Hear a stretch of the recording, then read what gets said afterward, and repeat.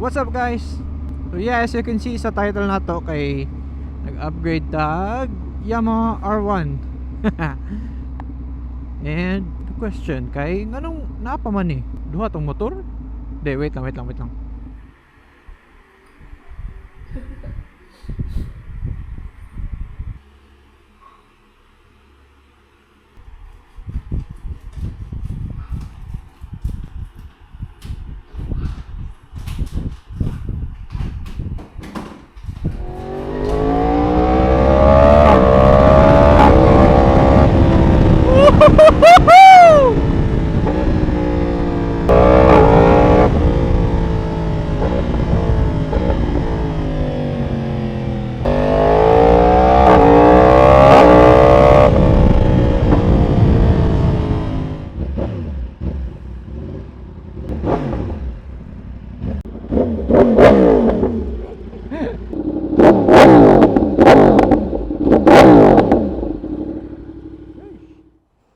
So yeah, this is it.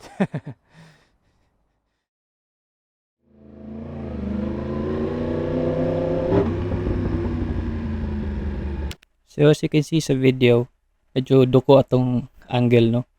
So apologies in advance and i-adjust na to in the next video. Okay, wala ko balay na day kaduko. Yeah, aggressive kay R1. And yeah, enough yapping. Back to the video. Bye.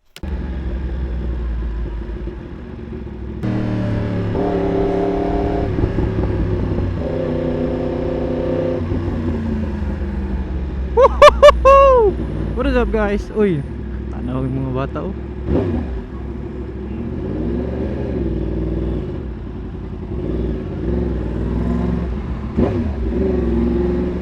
So what is up guys? It's Mojo here, back again with another bike. We made it boys and girls. So try lang ako ni guys kay pagkuha man gud ako ni motora ni kay di mo gana ang quick shift. Nakabaliktad day ang iyang spline.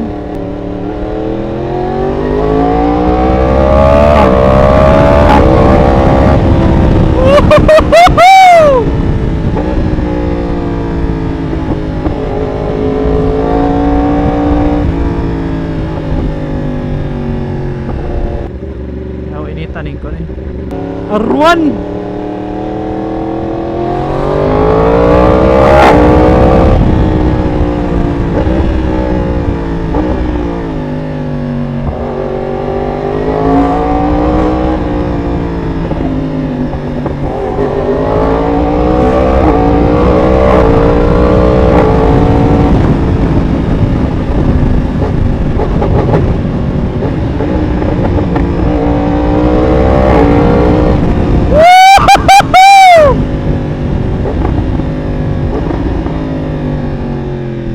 Quick shift, baby.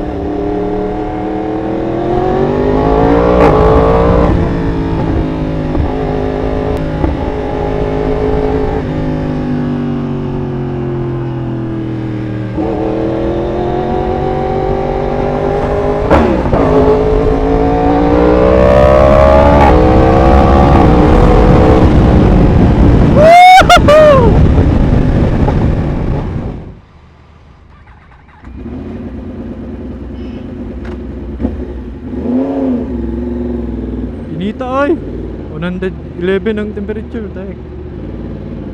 Huwag na.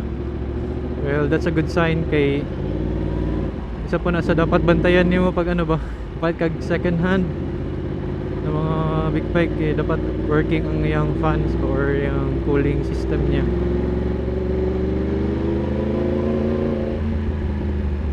Kundi na di kay overheating issues. Okay.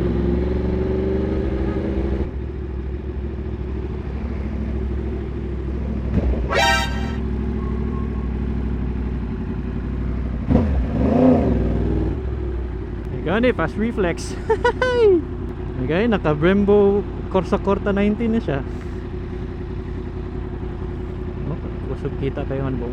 Check kayo makita ang brake pressure nimo ba kung saka kusog ka mag-brake. Yati nito ay. Ayun. 103. So this is a 2019 na Yamaha R1. Mo yun yung color niya. Yeah, from that year 2019. Tapos mga modifications, yati inita oy. Init kayong chassis ba? Ang upgrades ani kay Brembo Corsa Corta na brake master ani. Which is murag na sa 28k siguro na siya. Tapos AR na exhaust. Sin racing nasa 80k na siya. Then ano pa man? Battery bago na. Lithium ion na battery, which is mas advantage niya kay mas gaan. And dugay siya mag-degrade. Tapos what else? Naka WRS na windscreen, smoke windscreen. Tapos naka RNG na rear sets, RNG sliders, naka front axle spools. What else? I know front axle slider dahil mali. Dahil ding spool kay katong sa likod din eh. Yung pang paddock.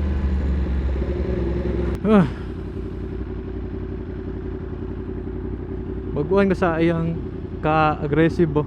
Yan, naka-rear set pa dyan eh. So from almost 90 degrees na body positioning sa MT-09.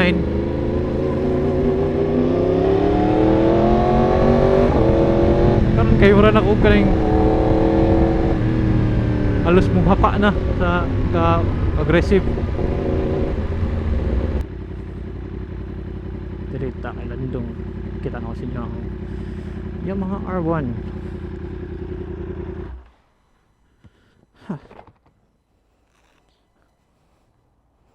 So yeah, this is it.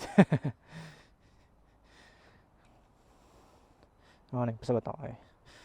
Naka RNG na rear sets, Brembo brake master cylinder, Corsa Corta 19. Kani AR na exhaust, Austin Racing. Ano ka na ang front axle spool. Ito pa ba? Fender delete na. They said na ano na daw ni naka high flow na air filter. Not sure unsa lang unsa na brand. And then kanay GB Racing din na engine guards. So, medyo nahala siya mga gas-gas tungod mo sa pag-transport. Speaking about transport, gikan mo sa Manila. Tapos so yeah. Init lang kayo siya no? Init kayo sa paa. Baguhan ko ba? So unsa ba naa sa 2019 na Yamaha R1? First of all, kay nana siya ay quick shift and auto blip or quick shift up and down. So apil na siya 2015 to 2018 wala man gud siya auto blip. So I chose this year model man gud kay morning generation na nagsugod na siya integrate sa auto blipper sa stock. Kanang pagpalit pa lang sa kasa nana siya auto blipper. And then sa kanina year pod mas less ang issue. So sa ano man gud katong 2015 to 2018 I think kay moto na mga generation ang medyo daghang issue like electrical issues, ang crank issues, basta kanang matiman-an ninyo ato na medyo daghang problema na R1 is kaning silver pa ang engine niya. Kani kay black na mo gud ni. Mo na timailon ako na medyo kana na generation medyo off, daghang siya problems when it comes to electrical issues. So kanina timingan na ako nakita sa Manila. And then na ako nakita sa Manila, timing pod so good check swap sa MT-09. Tapos good deal siya. Di lang ako may presyo. Tapos kani which is desired ako na version of Yamaha R1 ba. Yeah, and bonus pa di kayo, wapo kayo siya mga modifications. Like, maklaro ba ko? Wait lang. tanggalan tong kuan sa kadali para maklaro. Ano, mas klaro na ba? So back to the quick shifter na topic. Na-mention ako ganyan na ang quick shifter wala. Ang bago na-mention mo na ako ganyan na dili working ang quick shifter. Pagkuha man gud ako ni motora ni kay di mo gana ang quick shift. Nakabaliktad day ang iyang spline. So nakulbaan ko ba na anong di mo mag-work na quick shift auto blip man makita man gud diri. Kaya namo siya nakabutang QS up and down. Makita ba? Up and down arrow. So first anong may quick shift. Pag try na abot dire, pag try na ko sa kanina motor, gahi gidya wa gidya. Dili gidya working ang quick shifter. Ipa-check na ko sa kailan ng mekaniko, paskan na ko. Wala man siya errors or error codes, which is good news.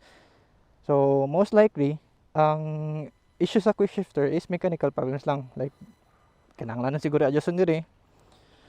And sa wala na gilungan ng pag-research, ang previous mong na setup aning quick shifter na pagdawat na ko ani kay nakainani, which is kaning spline naka point diri or naa diri ang quick shifter, which is ang quick shifter manggod kanina sensor dili siya pag nakabaliktad manggod mura gid siya naka GP shift ni siya, pero ang kaning lever niya naka standard, so dili ma-detect sa ECU na naa siya ay triggering motion sa quick shift. Kaya ang quick shift manggod mo engage lang na siya in a pushing motion kanay nani man ang pag up gear, diba? Pang pang pang. So dire na among gud ang sensor niya mo-detect siya dito na naay nagapindot. So since baliktad man siya, ang ma-detect niya pulling. So dili siya may quick shift.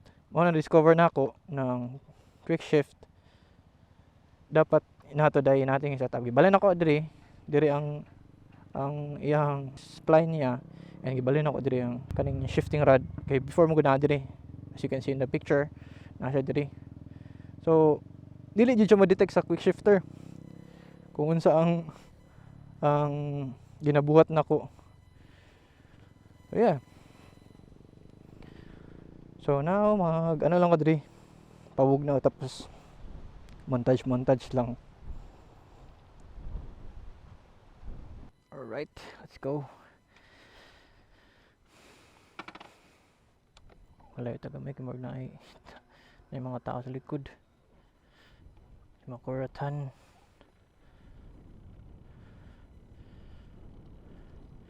So wala yung tingog sa AR guys.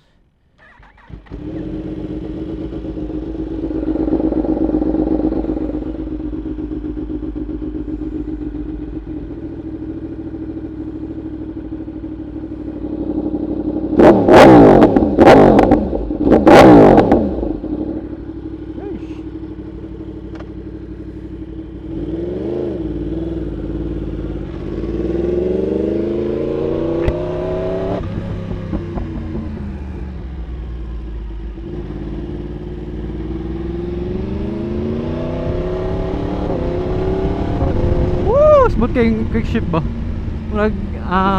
In my opinion, mas smooth siguro sa MT-09.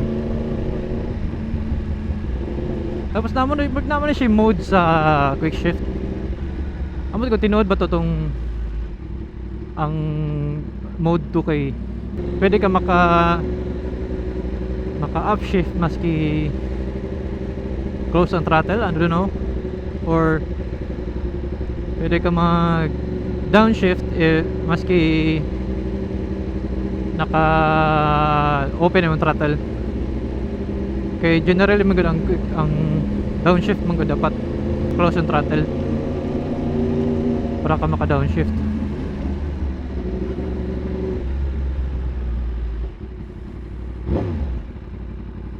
Need pa na ako magbawas timbang ba, klaro ko tiyan ako ba.